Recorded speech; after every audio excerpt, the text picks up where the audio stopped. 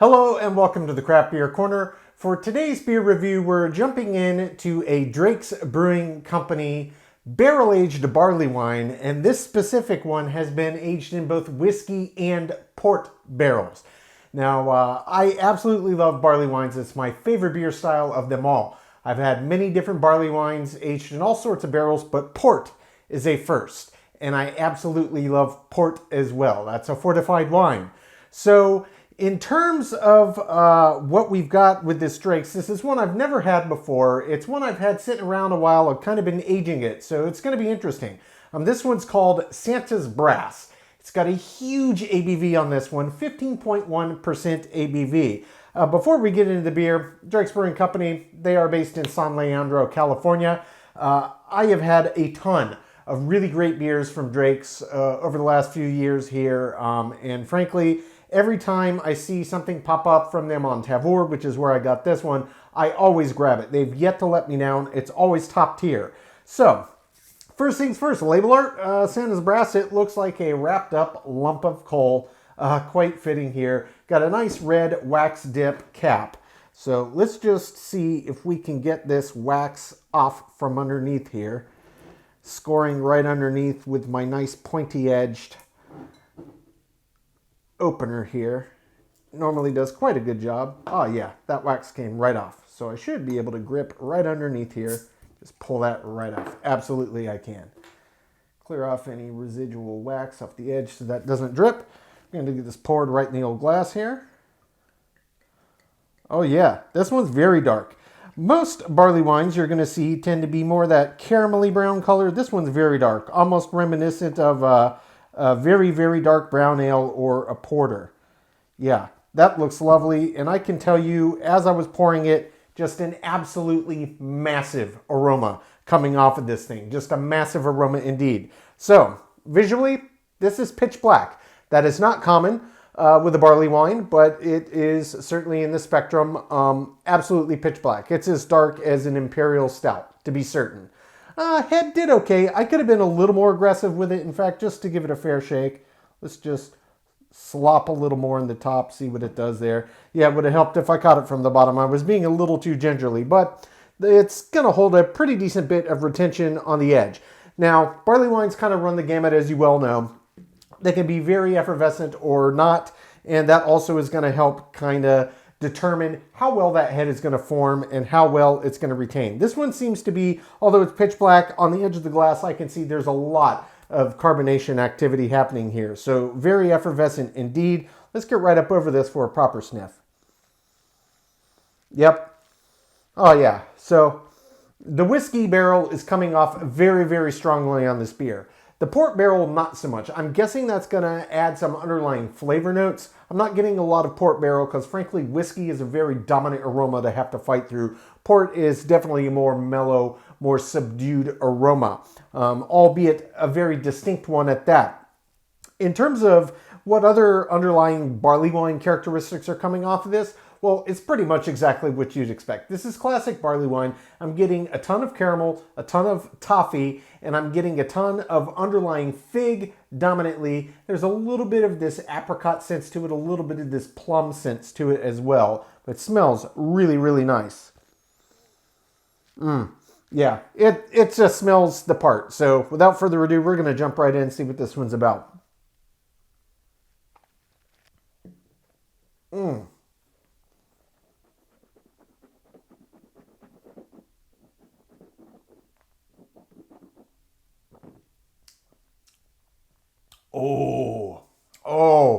Oh yeah. That is a classic huge beer. I knew it was going to be because the instant I got it in my mouth and gave it even the slightest bit of agitation, the flavor intensity was insanely huge. Insanely huge. I can't begin to tell you how intense the flavor is on this beer and absolutely delicious. So, first things first, the barrels come through very, very clearly. The whiskey and the port comes in and it's kind of riding and mixing with the port in this, the barrel aging of the port. Genius move, by the way. It's really pairing with more of the classic flavor characteristics you'd expect to come through on a barley wine. So they're kind of marrying with that toffee, that caramel, that figgy, that rich, deep dried fruit undertone, the plums, the kind of prune, apricot-y bits. That's where that port is binding, and it's really holding strong. The whiskey comes in on the front, and it's kind of holding as like a top dominant factor and letting everything else just kind of merge and build upon it. So the whiskey is really the anchor of this one. Then it's got massive, massive intensity of these classic barley wine flavors, and those are binding to that port barrel aging, and everything, absolutely, you can pick it out independently. It all does have its own voice, and it pairs masterfully together. Drake's, yet again, just showing why it is always a good idea, if you find them, to grab them. Not always the cheapest beers, especially big barrel-aged barley wine like this, but well worth the effort and the expense if you're into these big, bold beers. So there's a lot happening in this. I'm going to jump back in for another sip, explore this flavor development a bit more, let it intensify on my palate, think a little bit more about the body and the mouthfeel here, what all I'm getting, but so far, just a slam dunk of a barley wine.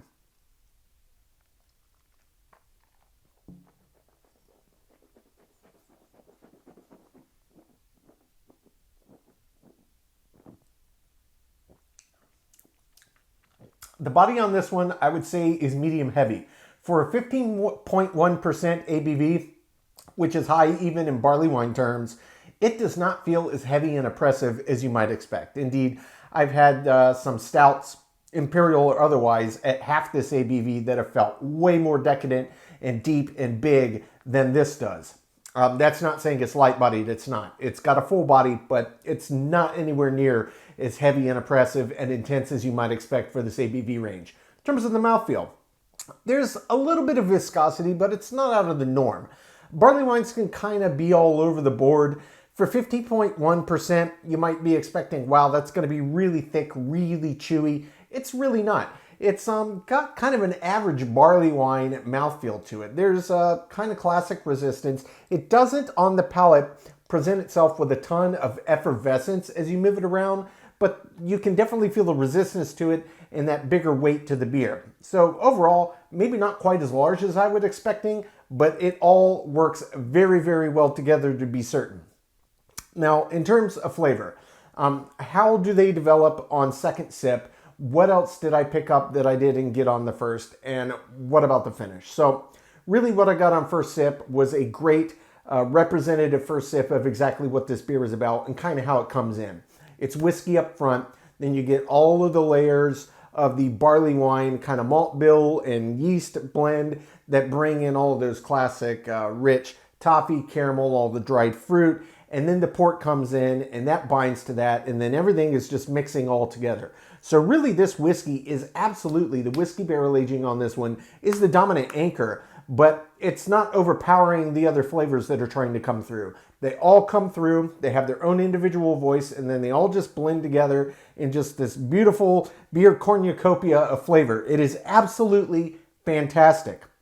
In terms of the finish, this one's pretty long as you might expect. It's a big barley wine that's been barrel aged, and indeed the flavors really are lingering long after each sip.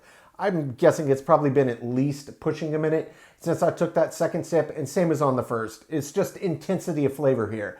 And it dies, it really, I mean, it's almost a beeline straight up from first sip. It touches your palate and it's just boom, intense. And it holds that intensity very strongly. 15, 20 seconds and it starts a very slow, steady decline. So it's almost like up and straight down at a 45 is kind of the ramp of the bell curve. It's not so much as a bell curve as an absolute explosion and then a dead even decay to the very, very end. And indeed, it's still lingering on the back. I'm getting whiskey, I'm getting port, I'm getting caramel, I'm getting toffee, I'm getting fig. It's still haunting the back of my palate. Absolutely fantastic. If you are a fan of barley wines and really big, bold, intense flavors and Drake's Brewing in general, this is definitely one to check out. I'm going to take my time, sip on this, come up with my scores. When we come back, we will get this ranked from top to bottom.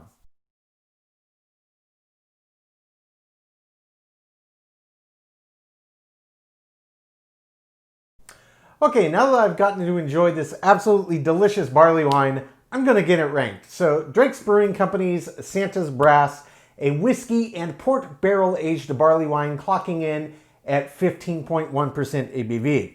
Drake's Brewing Company, based in San Leandro, California. So starting with the aroma, as expected on a big barrel aged barley wine, immediately as I started pouring it a couple feet away, you just get walloped in the nose with aroma. I mean, it just doesn't get bigger than that. Barley wine is the single biggest style of beer in terms typically of breadth of body, mouthfeel, weight, flavor intensity. It's just a full Monty, and this was no exception. Just massive aromas. Really could pick up that whiskey in particular and the underlying classic barley wine aromas you come to expect. The caramel, the toffee, the figs, it was all in there. It does get a perfect 10 out of 10.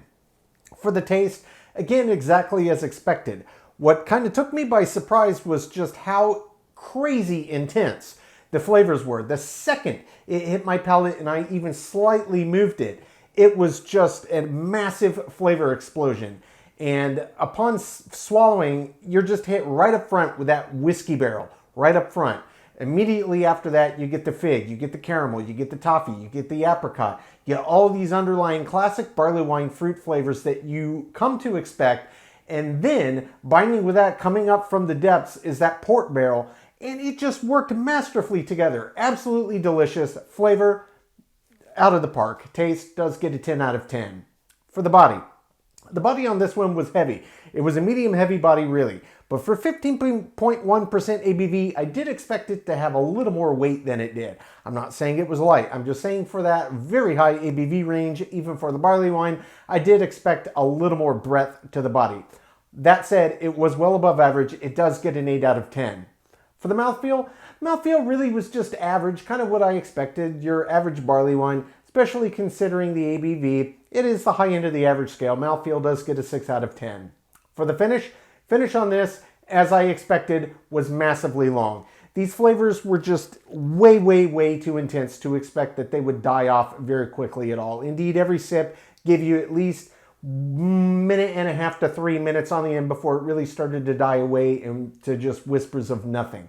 And it was a massive ramp up, intensity and very steady decline all the way down. Very, very, very long finish. One of the longest finishes of any beer I've ever had. Finish does get a 10 out of 10. Head and retention, this one did fine. It was really above average. If I had poured a little more aggressively, I think it would have done a much better job, but these tend to get away from me, so I was being a little more careful. But it poured great. Head retention gets a 7 out of 10. For the appearance, this was in the spectrum, though not the norm. The norm is that kind of caramelly dark, kind of caramelly color. This was very, very dark brown, a la a porter or a stout, but it is in the spectrum for barley wine. It's just less common. Appearance does get a 10 out of 10. For the balance, I literally would not have changed a thing about this beer. Everything from the very beginning to the end of the experience, from the aroma, first cracking it to pouring it, to the first sip, swallow, and waiting for it to finish, just absolute masterpiece of balance. Everything had its own voice. It was bold and pungent. It's exactly what I crave in a barley wine. Balance does get a 10 out of 10. Feeling in the intangibles, subjectively, I absolutely love this beer. This is top tier. It does get a 10 out of 10. Finally, is an example of this style. Overall, this beer did exceptionally well. Lost a few points in a couple categories, but really nothing that critical to the grand scheme of what makes a good barley wine. I think this is as close to top tier as it gets. Example of the style does get a 10 out of 10, which brings the total score on Drake's Brewing Company's Santa's Brass to a 91 out of 100. So this is well above average. Guys, if you're a fan of barley wines, if you're a fan of barrel-aged beers, maybe haven't had that many barley wines, I know they're hard to find, but they're well worth the effort. Trust me, check Tavour. I have found more barley wines from Tavour in the last 2 years than I've ever found buying from any bottle shop ever in all the cumulative nearly 2 decades that I've been enjoying craft beer here. It's well worth it. Barley wines are the biggest, boldest, most intense beers there are. There's nothing that is bigger than a barley wine in the world of beer. If that sounds nice to you, you're trying to try new things, trying to get inventive, trying to see what all the hullabaloo is about, barley wines are where it's at, and just do what you can to get your hands on them. You will pay more for them. They are more costly to produce, but well worth it. These are not chugging beers. These are very long, multi-hour sipping beers. Finally, before I wrap up here, I wanted to say you may have noticed there's only one beer in this review. Well, I have listened to constructive criticism and feedback, and based on the suggestions I've been getting from the masses and my regular viewers, I am going to start doing dominant, just single beer reviews. If I get sampler packs or some that really it's compelling to put them together, I'll probably still do some multi-beer reviews, but you know, my video links can be 25 to 35, sometimes pushing 40 minutes for a couple of beers because I go very in depth. I like to tell you everything about it. So I'm trying to keep this more manageable, more digestible, make it a little simpler so you can get more content and not have to sit there, oh, well, here's another 30-minute review from the Craft Beer Corner. So I'm hoping I can target more in that, 10 to 15-minute window, make it a little more easy to digest. But do expect to still see some longer ones from me, but I'm going to make this kind of my de facto norm for my beer reviews. I appreciate the feedback, and certainly if you want to leave any updates and comments, I am more than happy to listen. At day's end, folks, I am here for you. I am here for the love of it, and I hope that you get value out of the content that I produce. I have a blast doing it. I hope you have a blast watching it. And at day's end, it's all about the craft beer. So until next time, folks, that'll do it for this one. Keep it beer, keep it craft. We will see you on the next one. Cheers.